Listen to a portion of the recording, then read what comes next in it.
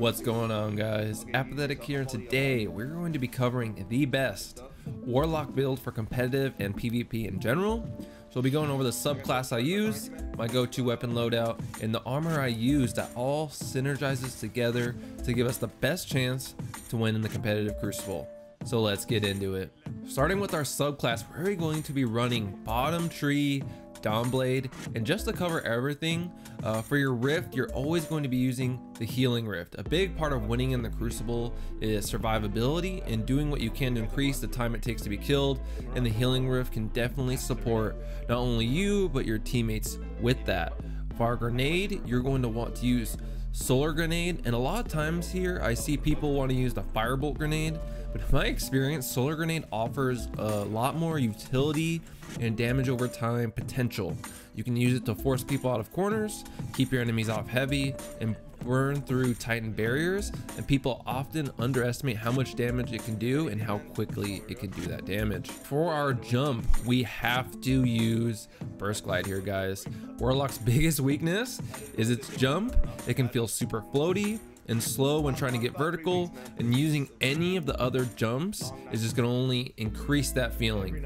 Secondly, burst glide gives us the best momentum when it comes to Warlock skating. It's going to allow us to move as quickly as possible when making our way to a point, back to our team off spawn, and when skating using Dawnblade, it's going to significantly improve our mobility, and later when we get into the armor we will be using, it will also become a factor there as well. All right, now let's get into some of the meat of this subclass, and I'm gonna make it simple for you guys. If you're not using Bottom Tree or Attunement of Flame on Dawnblade, I don't know what you're doing.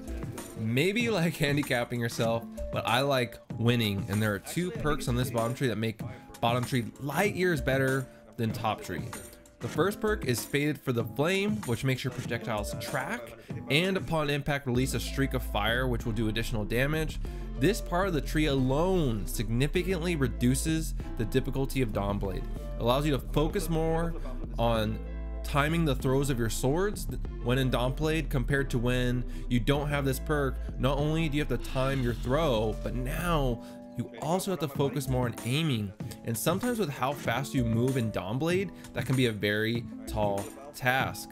The second perk of Bottom Tree that takes all this to another level is Everlasting Fire, which kills with Dawnblade extend its duration, and this has huge benefits outside of it giving you more time to get more kills. It gives you more time to move your enemy off their spot if they're holding down, say, the B point, and since the super has the potential to last so long and create a snowball effect with your team as you create orbs off multiple kills, and allows you to kill enemies off a spawn a large portion of the time. Oh, and did I mention at the time of this video, Bungie also recently increased the initial return of super from 10% to 13%. So not a huge game, but it still is something, and that makes this skill that much more powerful. Now I already hear some of you guys saying, Appa, but Top Tree is Icarus Dash. Stop. Just stop. Why would you trade tracking projectiles and increase super duration for a little dodge? If you're serious about being as effective as possible in the Crucible or getting to rank legend and competitive, there is no choice other than Bottom Tree Dawnblade. It's the only subclass that allows you to get so vertical and move so fast that it's hard to track you in super. Because of how vertical you can get, it also allows you to escape or shut down Spectral Blades, which is very strong and prominent in the Crucible right now. Getting into my go-to loadout from a weapon perspective, we're going to be going with Old Reliable, and that's the Ace of Spades.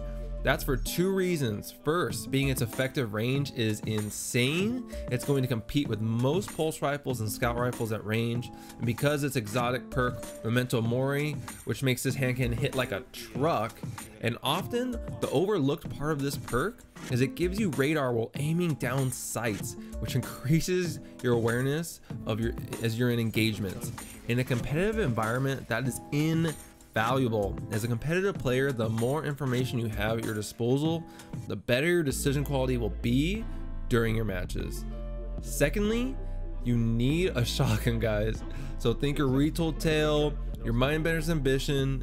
As for snipers, they are on a lot better spot than they've been in the past with the addition of Last Word, but shotguns are still king, and the playstyle shotguns encourage is going to put you in more situations to support your team in cleaning up kills compared to snipers, which will be more removed from the action and will have more ground to cover when it comes to supporting their teammates. Oh, you're not good with the shotgun, you say? Then check out my video. It'll pop up in the top right corner. This is gonna go over how to use shotguns and what perks to look for so you guys can start practicing.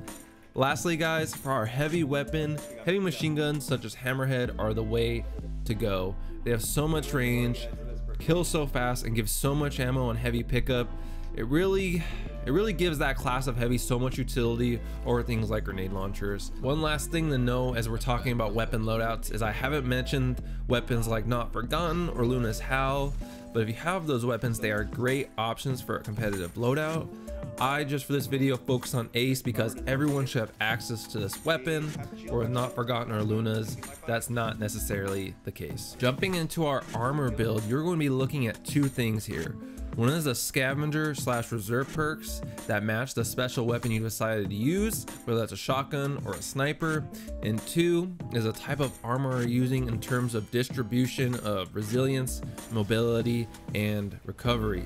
So using myself as an example, in this case, I'm looking for armor that has either shotgun reserves or shotgun scavenger perks on them, because this allows me to hold more ammo in my shotgun. But more importantly, with a scavenger perk, when I get a kill and someone drops special ammo, I'm picking up 2 bullets per se for my shotgun instead of just 1. This may seem small, but makes a world of difference, guys, in ensuring that as I'm engaging with my enemy, I'm not in a situation where I go to shoot my shotgun and it's empty. And I know we've all been there, and by having these perks on my armor, I'm reducing the chance of that happening significantly.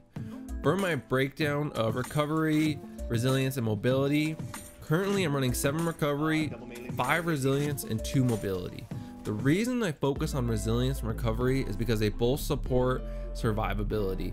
Recovery is going to help get my health back faster, and resilience will boost my overall health just enough to where what normally would have been a trade in a shotgun fight will allow me to come out on top with only a sliver of health.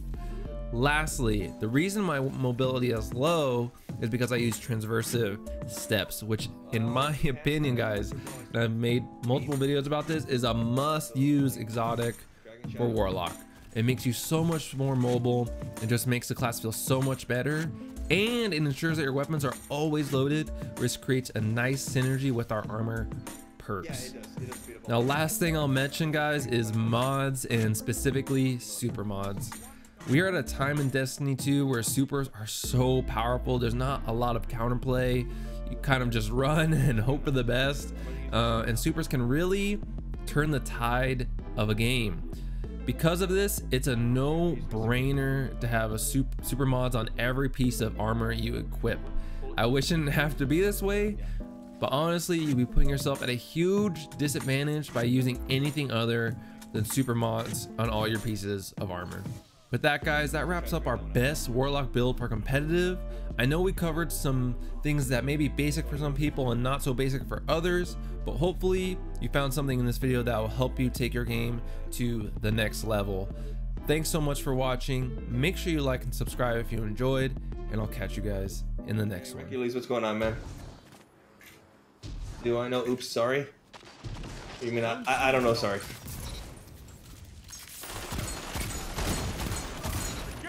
As one. Oh, I ran out of ammo. Shit, didn't even notice. Zone A captured. Zone advantage. Achilles, like that. The route is on. Finish it. What? No way. Oh no! Get out of there! Wonderful. Here, look at the pants. What are you talking about?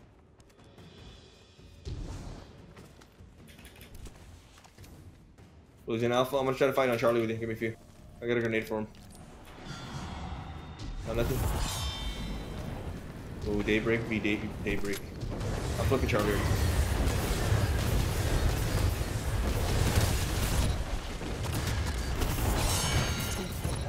Triple down. Zone C captured. A well-fought victory. Power play. Dude, legit.